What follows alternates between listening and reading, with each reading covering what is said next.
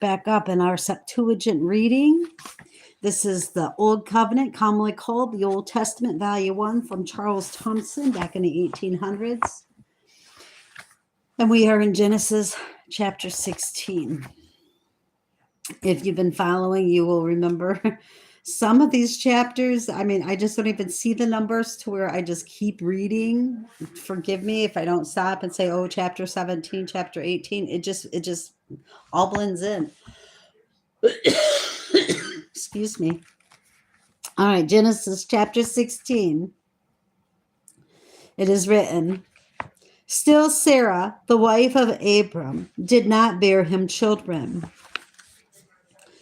So having an Egyptian servant whose name was Agar, Sarah said to Abram, behold, the Lord hath shut me up that I may not bear.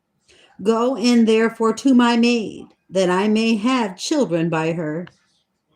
And Abram hearkened to the voice of Sarah. And Sarah, the wife of Abram, took Agar, her Egyptian maid, after Abram had dwelt. And wife of Abram took Agar, her Egyptian maid, after Abram had dwelt 10 years in the land of Canaan, and gave her to Abram, her husband, to be his wife. And he went in unto Agar, and she conceived. And when she saw that she was with child, her mistress was contemptible in her sight. Whereupon Sarah said to Abram, I am injured on thy account. I gave thee this maid of mine into thy bosom, and when she seeth that she is with child, I am contemptible in her sight. God judge between me and thee. And Abram said to Sarah, behold, thy maid is in thy hands. Treat her as it seemeth good to thee. Thereupon Sarah treated her harshly, and she fled from her presence. But an angel of the Lord found her at the fountain of water in the wilderness, at the fountain in the way of Sour. And the angel of the Lord said to her, Agar, thou servant of Sarah, hence comest thou, and whither art thou going? And she said, I am fleeing from the face of mistress Sarah. And the angel of the Lord said to her, return to thy mistress and submit to her authority. Moreover, the angel of the Lord said to her, I will multiply thy seed, so that it shall not be numbered on account of the multitude of it. Furthermore, the angel of the Lord said to her, behold, thou art with child, and thou shalt bear a son, and shalt call his name Ishmael. For the Lord hath hearkened to thy affliction. He will be a wild man. His hands will be against all, and the hands of all against him. And he shall dwell in front of all his brethren. So she called the name of the Lord who spoke to her, thou, the Lord, who lookest upon me. For, said she, I saw plainly him who appeared to me. For this cause she called the well before which I saw. Lo, it is between Cades and Berad. And Agar bore Abram a son, and Abram called his son, whom Agar bore to him, Ishmael. Chapter 17. Now Abram was 86 years old when Agar bore Ishmael to Abram. And when Abram was 99 years old, the Lord appeared to Abram and said to him, I am thy God. Be well pleasing in my sight and be blameless, and I will establish that covenant of mine between me and thee and multiply thee exceedingly. Whereupon Abram fell on his face, and God spake to him, saying, on my part, lo, this is my covenant with thee. Thou shalt be the father of a multitude of nations, and thy name shall be no more called Abram, but thy name shall be called Abraham, because I have made thee the father of many nations. And I will increase thee exceedingly, and cause thee to become nations, and kings shall spring from thee. And I will establish this my covenant with thee and thy seed after thee throughout their generations, for an everlasting covenant, to be thy God and the God of thy seed after thee. And I will give thee and thy seed after thee this land in which thou sojournest, even all the land of Canaan, for an everlasting possession, and I will be their God. Moreover, God said to Abraham, on thy part thou shalt keep this my covenant, thou and thy seed after thee throughout their generations. And this is the covenant which thou shalt keep between me and you, even thy seed after thee throughout their generations. Every male of you shall be circumcised. Ye shall circumcise the flesh of your foreskin, and it shall be for a sign of the covenant between me and you. And the child of 8 days old shall be circumcised among you. Every male throughout your generations, including the homeborn servant, and him who was bought with money for any stranger not of thy seed. Thy homeborn servant and he who is bought shall surely be circumcised. And this my covenant shall be on your flesh for an everlasting covenant. And with regard to the uncircumcised male, the flesh of whose foreskin shall not be circumcised on the 8th day, that soul shall be cut off from its family, because it hath broken my covenant. Moreover, God said to Abraham, Sarah thy wife shall not be called Sarah, which it's so weird because it says Sara, Sarah, right? And then her name shall be called Sarah, Sarah. And I will bless her and give thee a son by her, and I will bless him, and he shall become nations, and from him there shall be kings of nations. Upon this, Abraham fell on his face and smiled, and said in his heart, to him who is in his 100th year shall a son be born, and shall Sarah bring forth in her 90th year? Yeah, that's pretty old. And Abraham said to God, let this Ishmael live before thee. Whereupon God said to Abraham, nay, behold, Sarah, thy wife, shall bear thee a son, and thou shalt call his name Isaac. And I will establish my covenant with him for an everlasting covenant, to be his God and the God of his seed after him. And as for Ishmael, lo, I have hearkened to thee, and behold, I have blessed him, and I will increase him and multiply him exceedingly. He shall begat 12 nations, and I will make him a great nation. But this covenant of mine I will establish with Isaac, whom Sarah shall bear about this time next year. And when God had finished talking with him and had ascended from him, Abraham took his son Ishmael and all the servants born in his family and all those who were bought with money, even every male of the men in Abraham's family, and circumcised their foreskins that very day, as God had ordered him. Wow. You know, guys, that had to hurt, like absolute hurt. They didn't have anesthetic back then. Now, Abraham was 99 years old when he was circumcised in the flesh of his foreskin. And Ishmael, his son, was 13 years old when he was circumcised in the flesh of his foreskin. In one and the same day were circumcised Abraham and his son Ishmael and all the men of his household, both his homeborn servants and those bought from foreign nations. Chapter 18. God appeared to him at the oak grove of Mamre, as he was sitting at the door of his tent at noon. His eyes raised and looked, and lo, 3 men stood above him. And when he saw them, he ran to meet them from the door of his tent.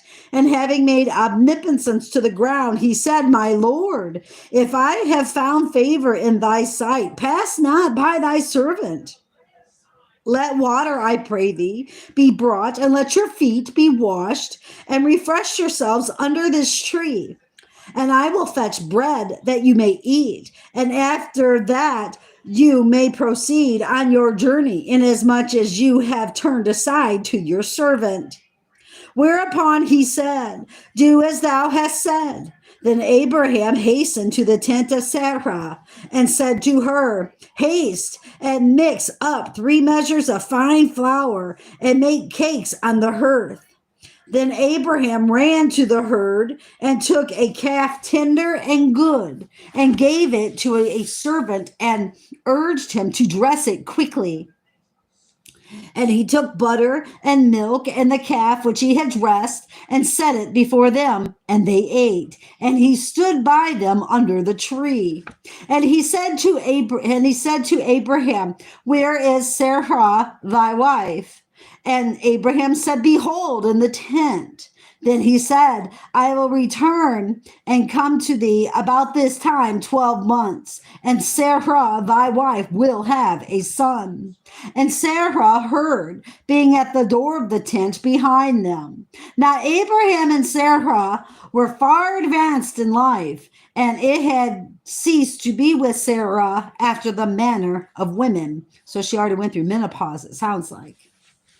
And Sarah smiled within herself, saying, it hath never been so with me, even to this time, and my Lord is old. I'm sorry. That's so funny. She's not even, she's past her age, but she's saying, my Lord is old. Forgive me. Okay. Can anything be impossible with God? About this time, 12 months, I will return to thee. Should I skip that? I think I skipped that. Forgive me, I did. Here we go. Let's go to verse 12. And Sarah smiled within herself, saying, it hath never been so with me, even to this time, and my Lord is old. And the Lord said to Abraham, why did Sarah smile within herself, saying, shall I indeed bring forth, I who am old? Can anything be impossible with God? About this time, 12 months, I will return to thee, and Sarah shall have a son. Then Sarah denied, saying, I did not smile, for she was terrified. And he said to her, nay, but thou didst smile. Can you imagine saying to God, no, I didn't, no. And yeah, he's like, yeah, you did. Then the men arose and directed their course towards Sodom and Gomorrah, and Abraham went with them to conduct them on the way. And the Lord said, shall I hide from my servant Abraham what I am going to do? Abraham shall indeed become a nation great and numerous, and by him all the nations of the earth are to be blessed. For I know that he will command his children and his household after him, who are to keep the ways of the Lord, to execute judgment and justice, that the Lord may bring upon Abraham all that he hath spoken to him. Then the Lord said, the cry of Sodom and Gomorrah hath been multiplied before me, and their sins are exceedingly great. Therefore I am come down to see whether they do to each other according to the cry which is come to me. And if not, that I may know. Now the men had turned thence and were gone on to Sodom, but Abraham was still standing before the Lord. And Abraham drew near and said, thou wouldest not destroy a righteous with a wicked man. Shall a righteous man be as the wicked? Should there be 50 righteous in the city, wilt thou destroy them? Wilt thou not spare the whole city for the sake of 50 righteous, if they be there? Then canst not do such a thing as this, to slay the righteous with the wicked. Shall the righteous be as the wicked? No. Thou who judgest the whole earth, will not thou execute judgment?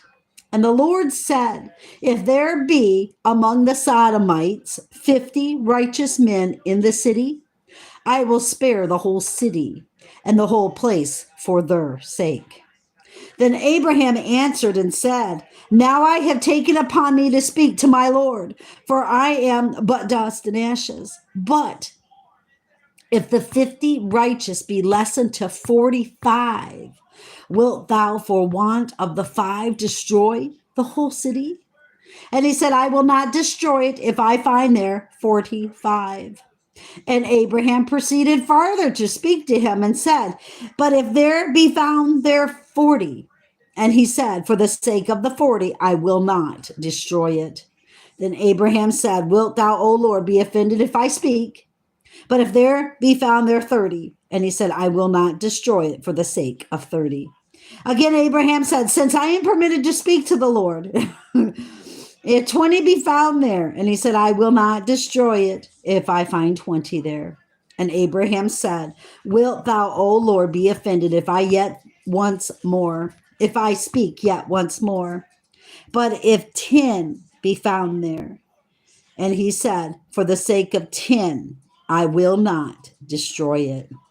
Then the Lord, having done speaking to Abraham, departed, and Abraham returned to his place. Chapter 19. Now in the evening, the 2 angels came to Sodom, and Lot was sitting at the gate of Sodom.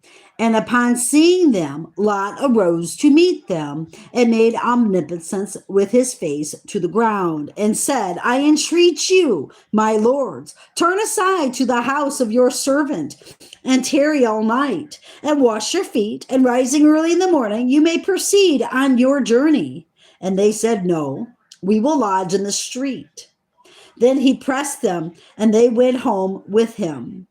And when they came to his house, he made an entertainment for them, and baked for them unleavened cakes, and they did eat.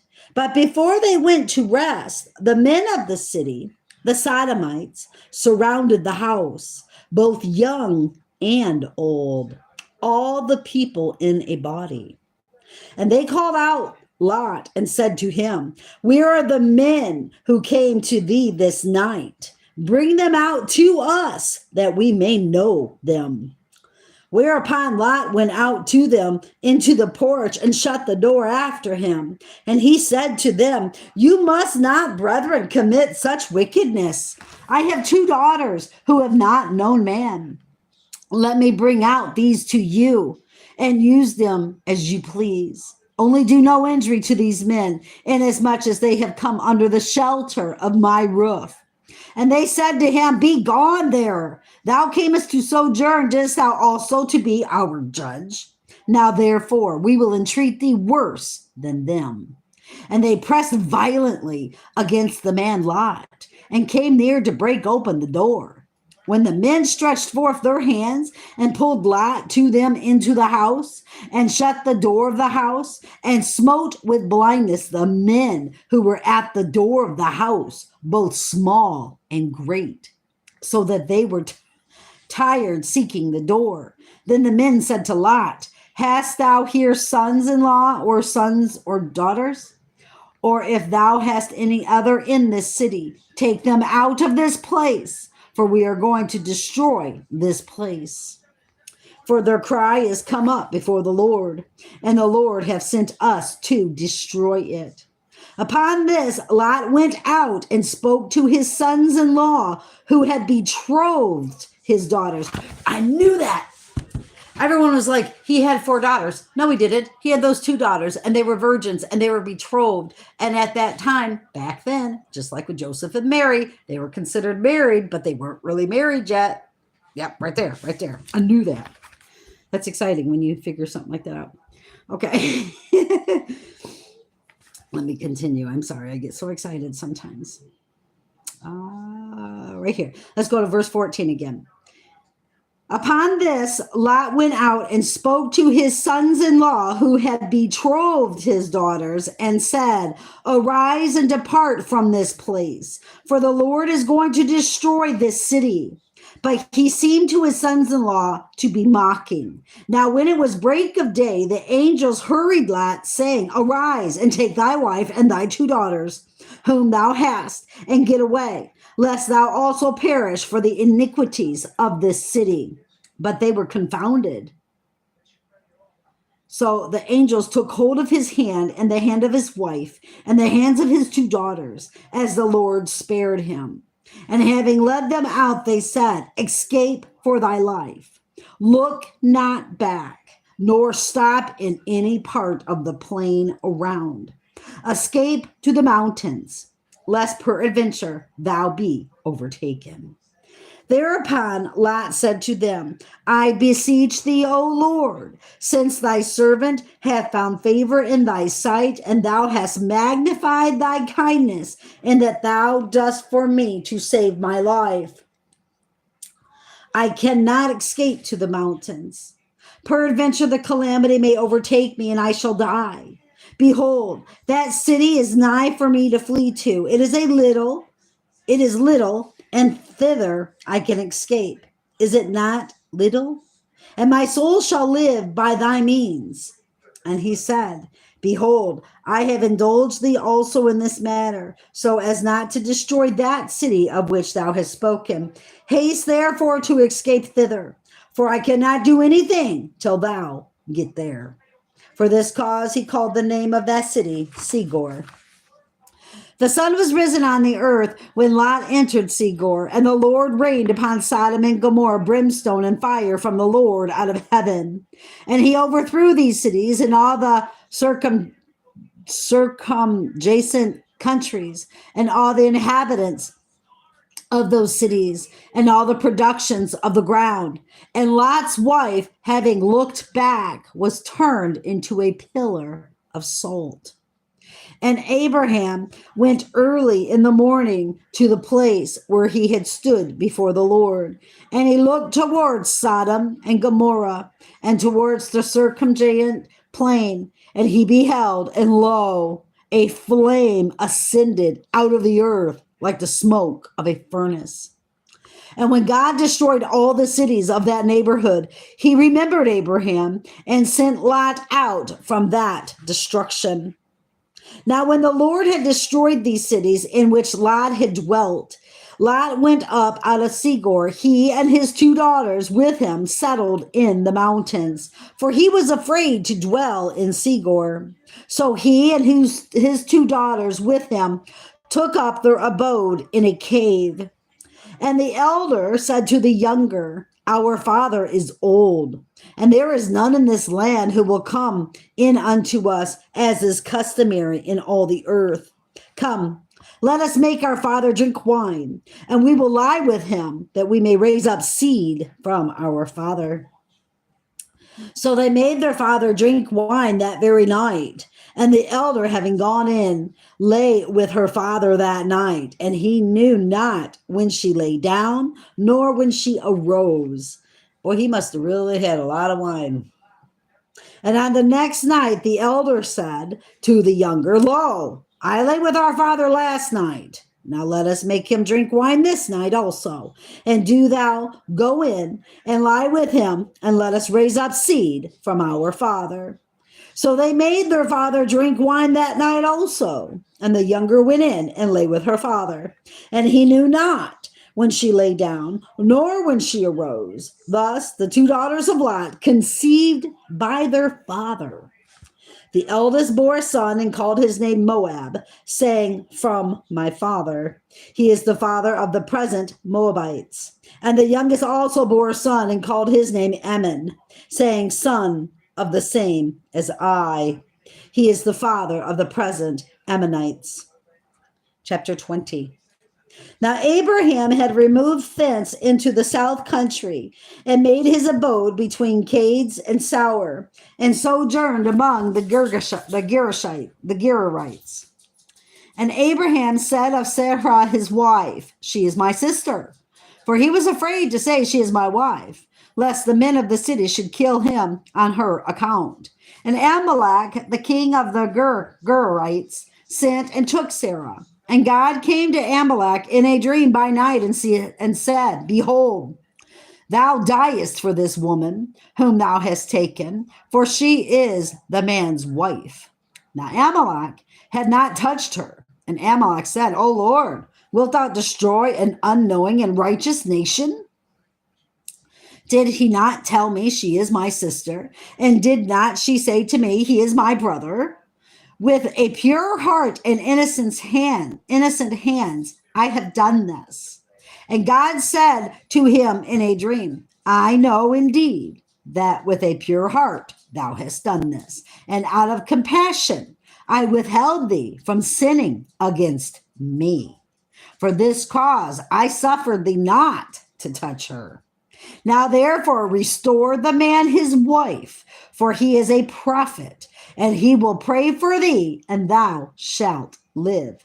But if thou restore not, be assured that thou and all belonging to thee shall die.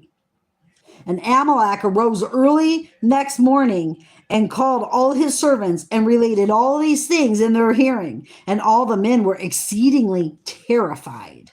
Then Amalek sent for Abraham and said to him, Why hast thou dealt thus with us? Have we in any respect sinned against thee, that thou shouldest bring upon me and my kingdom this great sin? Now see, here it is. That's adultery. That's adultery.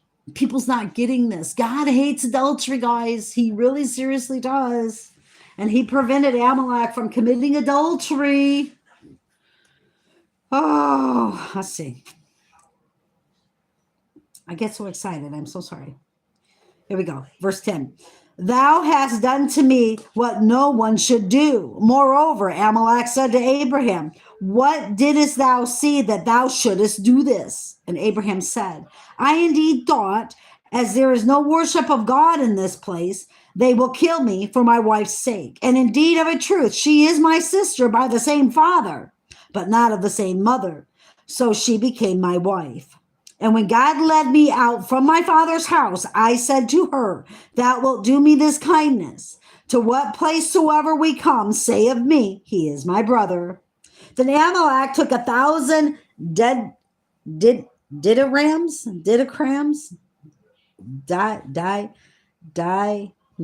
It's didrachms. I'm thinking it's money. Didrachms or something, and sheep and oxen and men servants and maidservants, and gave them to Abraham, and restored to him Sarah his wife. And Amalek said to Abraham, Behold, my land is before thee, dwell wherever it may please thee. And to Sarah he said, Behold, I have given thy brother 1,000 didrachms. Let these therefore be for thee to adorn thy countenance and all the women with thee. So it must be like some kind of decoration. I'm not sure. Make then therefore all things hereafter accord with truth. Then Abraham prayed to God, and God healed Amalek and his wife and his maidservants, and they bore children. For the Lord had shut up every womb in Amalek's family on account of Sarah, the wife of Abraham. And that's something. All right. I just think that's really exciting, and how God just confirms his word. He really, really, really does. There's so much so exciting. I just love the word of God. Okay. So that ends our reading of Genesis today out of the Septuagint, the Old Covenant, commonly called the Old Testament. Keep your eyes on Jesus, brothers and sisters, and your nose in the book, which is the Word of God. And embed the Word of God upon the tablets of your heart, my heart, so we will not sin against God or be deceived. I love you all. Bye-bye.